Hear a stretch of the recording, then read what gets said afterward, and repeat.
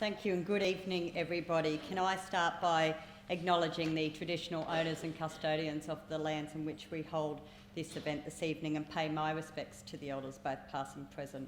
Can I acknowledge present here tonight the Deputy Premier, the Honourable Jackie Trad, other ministers here, Minister Fentiman, I believe Minister O'Rourke is here as well, and I believe Minister Enoch. I apologise if there's other ministers here that I cannot see at this stage. To all of my parliamentary colleagues, it's wonderful that there's just so many people here tonight. Can I acknowledge those on the stage here? Of course, Amy McVeigh, to Shane Duffy and Kevin Cox, to Karen Walsh and Rob Holes.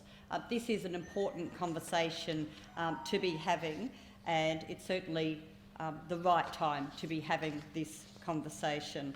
As a government, we are very pleased to be joining in on the conversation about the role of the Human Rights Act in a free and democratic society. This government is a passionate defender of human rights. The protection of human rights is central to our policy platform. Now, sitting down here, having a look at the little brochure that's going around and what it is that everyone is here for tonight, what we are asking for. Those of you in this room tonight are calling on the Queensland Government to take steps towards the adoption of a Queensland Human Rights Act. Specifically, you are here to seek a community consultation to consider a Human Rights Act for Queensland. Well, I can stand here tonight and say, as the Attorney-General and on behalf of the Palaszczuk Labor Government, that we will be referring this to a parliamentary committee for consideration of a Human Rights Act as yet.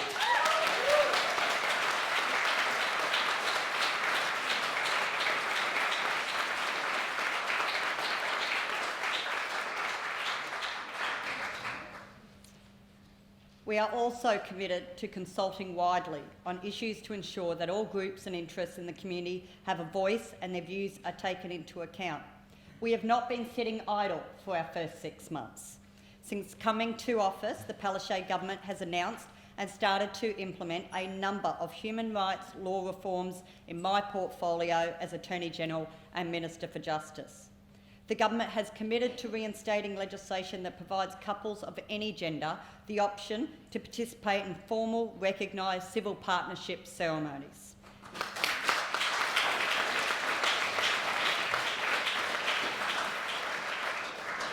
And the Palaszczuk government intends to introduce these amendments into Parliament this week. The government will ask the Queensland Law Reform Commission to consider the issue of historical convictions for consensual sex between men and how they might be expunged from criminal records.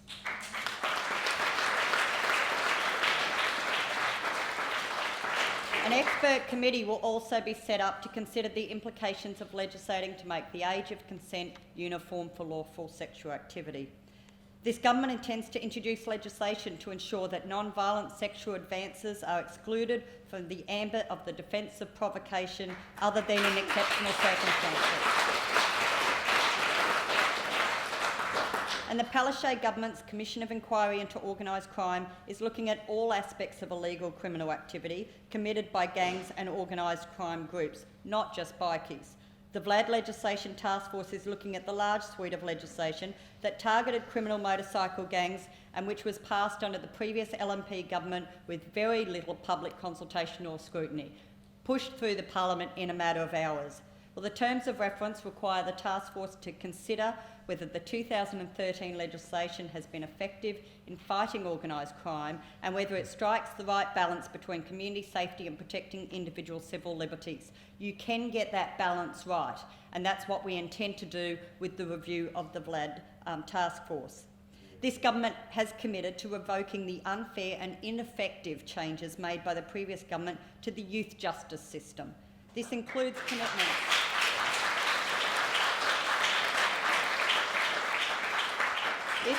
commitments to reintroduce the principle of detention as a sentence of last resort, bringing back court-ordered youth justice conferencing and the closure of the youth boot camp trial.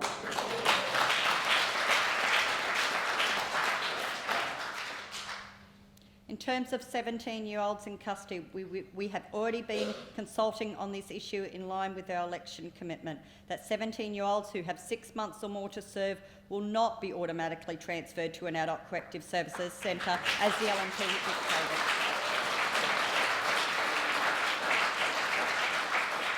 The courts must be given the discretion to look at these matters based on the facts before them and on a case-by-case basis, not this blanket approach of pushing them into the adult system. We know that investing in youth justice, if we're serious about investing in youth justice, we need to invest in early intervention programs. We know this, we know that's what the history shows us, we know that this is what the research shows us, and the previous government went about scrapping all of these initiatives across this state, and early intervention both in youth detention but also in the adult system. We have to invest in early intervention if we have any chance whatsoever of actually changing the offending. But I'll say this, a lot of these laws were based on false premises when they were rammed through by the LNP. I can stand here today as the Attorney-General Minister for Justice and say there wasn't a significant increase in youth crime to justify these changes at all. What we have, in reality, is a number of youth who are increasing their offending. So we're having an increase in reoffending, in recidivism. And what we are also getting is an increase in the seriousness of the crimes that these youth are offending. What we also know is that 10% of the youth offenders are committing almost 50% of these crimes. So if we can start working properly with this 10% and their families and have a much more coordinated whole-of-government approach, we can make a real difference in young people's lives, and that's what we have a responsibility to do.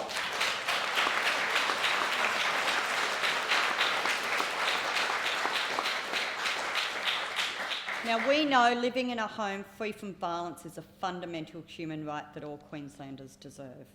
Earlier this year, the Special Task Force on Domestic and Family Violence in Queensland, chaired by the Honourable Quentin Bryce, delivered its report to the Premier. Legislation will be introduced this week as a first stage of this government's response to those recommendations. As well as these specific areas of reform, this government's focus is underpinned by a strong and broad commitment to social justice. And I'm very proud to stand here today as the Minister for Training and Skills and also say that we are committed to investing in education and training in this state and understand that if you want to change lives, you need to start by educating and training and providing opportunities for people to get jobs. Our first piece of legislation introduced this term included the removal of the unfair voter ID laws. These laws discriminated against people from Indigenous communities, seniors and people with English as a second language, disenfranchising thousands of Queenslanders. We have passed industrial relations laws that provide working Queenslanders with basic decency in the workforce. We have confirmed that we will replace the LNP's unfair attacks on workers' compensation. The LNP stripped the rights of injured workers at the very time that they and their families needed the most support. Labor will restore Queensland's important workers' compensation scheme to what it used to be, the best and fairest model in the nation.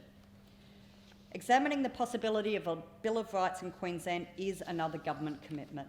The renewed interest in this issue has no doubt been spurred on by public concerns at the legislation and actions of the former LNP government. A Bill of Rights would require the government to have regard to the stated rights, freedoms and responsibilities when developing laws, legislating and administering laws and delivering services. The courts would also need to take human rights into account when they interpret or apply laws. I will finish as I started. This government has made a commitment to look at a Bill of Rights, and we will refer this matter to a parliamentary committee, and we will fulfil the call you are all making to us tonight, which is have a parliamentary committee to consider a Bill of Rights for this state once and for all going forward. Thank you for your time.